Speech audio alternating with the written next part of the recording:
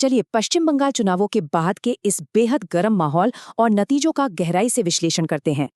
शुरुआत राजनेताओं की बयानबाजी से करेंगे, फिर इंटरनेट के व्यंग्य और अंत में आम जनता की असली मांगों तक चलेंगे।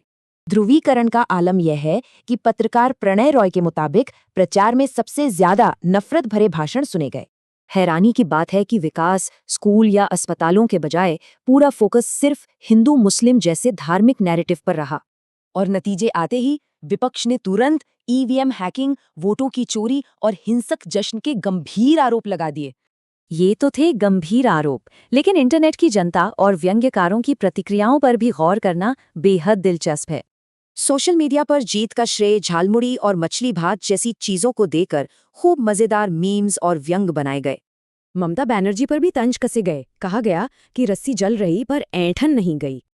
अब गंभीर दावों पर आते हैं। आरोप है कि सत्ताधारी पार्टी मध्ययुगीन हमलावरों की तरह विरोधियों को कुचल रही है। चिंता है कि ये भारी आक्रामकता बंगाल को भी मणिपुर जैसी गंभीर अशांति की तरफ धकेल रही है। राहुल गांधी ने चेतावनी दी है कि जनादेश की ऐसी चोरी भारतीय लोकतंत्र के लिए एक बहुत बड़ा खतरा है। राजनेताओं और इंटरनेट की बातें तो हो गई, लेकिन इन सब के बीच आम जनता का क्या सोचना है? सच कहें तो आम इंसान को नेताओं की हार जीत से नहीं, बल्कि अपनी बुनियादी जरूरतों और शांति से मतलब है।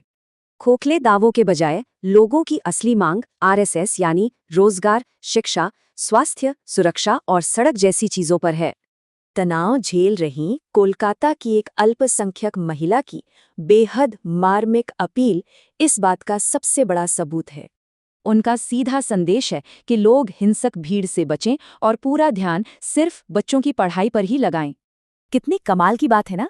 असली ताकत राजनीतिक हिंसा से नहीं, बल्कि शिक्षा और कलम से ही आती है। उनकी बस यही मांग है कि नफरत पीछे छूटे, ईमानदारी से काम हो और सब शांति से जीवन जी सकें। अंत में सबसे बड़ा सवाल, राजनीति का फोकस इस नफरत भरे ड्रामे से हटकर बुनियादी जरूरतों पर आखिर कैसे आएगा?